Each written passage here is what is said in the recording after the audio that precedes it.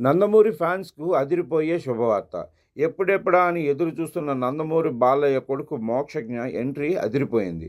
నందమూరి బాలయ్య కొడుకు మోక్షజ్ఞకు సంబంధించిన కొత్త సినిమాపై కీలక అప్డేట్ వచ్చింది.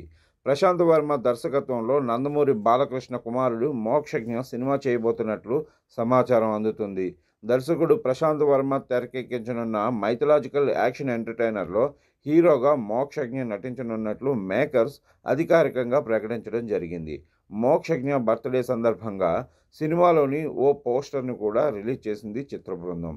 అయితే ఈ సినిమాకు సంబంధించిన నిర్మాణ బాధ్యతలు సుధాకర్ చెరుకూరి తీసుకున్నారట. అతి త్వరలోనే టైటిల్, మరిన్ని అప్డేట్స్ కూడా ఇవ్వబోతున్నట్లు సమాచారం. అయితే తాజాగా మోక్షజ్ఞ బర్త్‌డే పోస్టర్ రిలీజ్ కావడంపై ఫ్యాన్స్ అందరూ జోష్‌లో ఉన్నారు.